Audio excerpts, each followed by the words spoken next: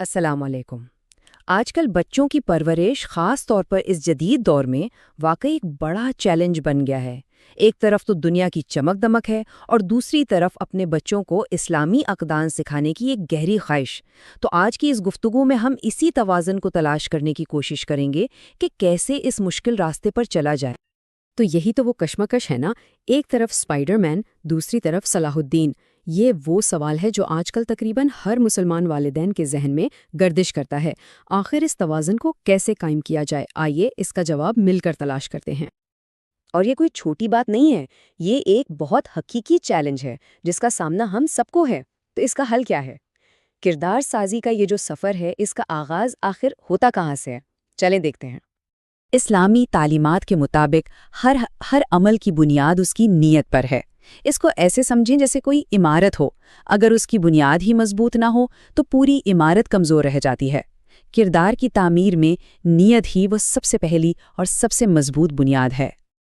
اور یہ نبوی فرمان اسی تصور کی جڑ ہے، اسے نیت کہتے ہیں۔ تو اس کا مطلب کیا ہوا؟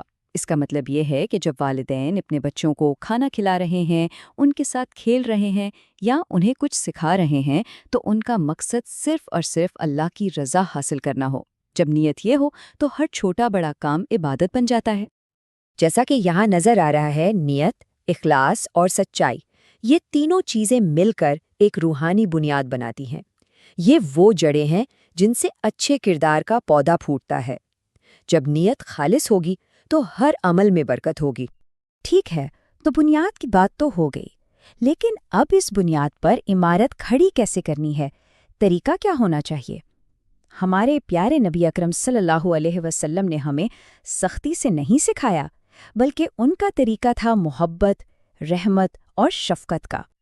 ایک بہت ہی خوبصورت واقعہ ہے کہ جب نبی اکرم صلی اللہ علیہ وسلم نے ایک بچے کے رونے کی آواز سنی تو آپ نے اپنی نماز مختصر کر دی۔ کیوں؟ کیونکہ آپ جانتے تھے کہ اس سے بچے کی ماں کو کتنی تکلیف ہو رہی ہوگی۔ یہ ہے نرمی کا عملی نمونہ۔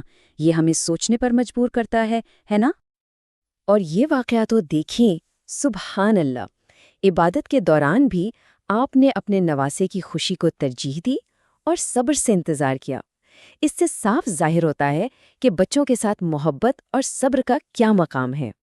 اور یہ مثال تو بہت ہی خوبصورتی سے واضح کرتی ہے کہ بچوں سے محبت کوئی الگ چیز نہیں، یہ روحانی زندگی کا ایک لازمی حصہ ہے۔ یہ دونوں چیزیں ایک دوسرے سے جڑی ہوئی ہیں۔ اچھا، تو ہم نے نیت اور محبت کی بات کر لی، لیکن یہ محبت عملی طور پر کن خوبیوں کی شکل اختیار کرتی ہے؟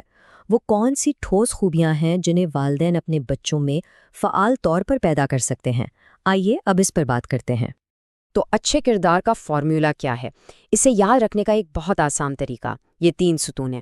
پہلا، اپنی زبان کی حفاظت کرنا، دوسرا، اپنے غصے پر قابو پانا، اور تیسرا، دوسروں کی خدمت کرنا۔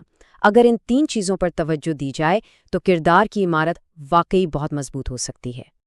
اور ہر ستون کے لیے ہمارے پاس نبی اکرم صلی اللہ علیہ وسلم کی طرف سے یہ عملی ہدایات موجود ہیں۔ یہ صرف یاد کرنے کے لیے کچھ جملے نہیں ہیں، بلکہ یہ زندگی گزارنے کے اصول ہیں جنہیں والدین روزمرہ کی زندگی میں اپنے بچوں کو سکھا سکتے ہیں۔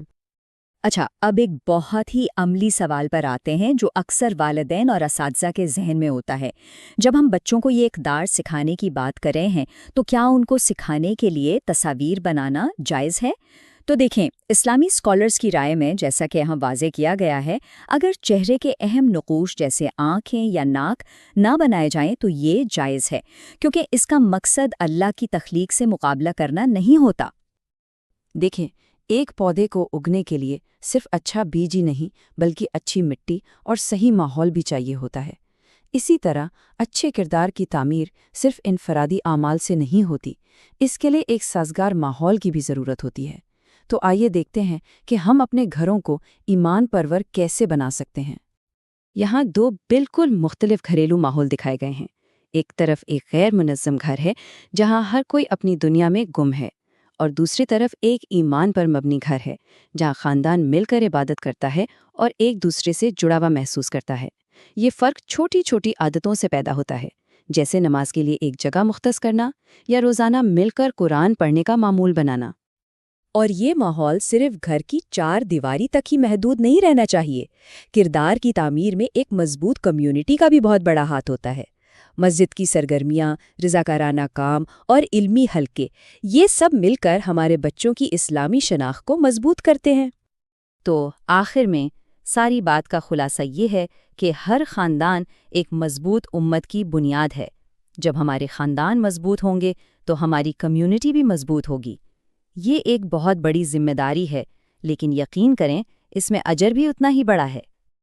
تو آخر میں خود سے یہ سوال پوچھنے کی ضرورت ہے کہ ہم اپنے گھر میں کردار کی کون سی میراث چھوڑ کر جا رہے ہیں۔ ہر محبت بھرا عمل، ہر نرمی کا لمحہ ایک بیج کی طرح ہے جو کل ایک مضبوط درخت بنے گا۔ یہ ایک لمبا سفر ضرور ہے، لیکن اس کی منزل بہت خوبصورت ہے۔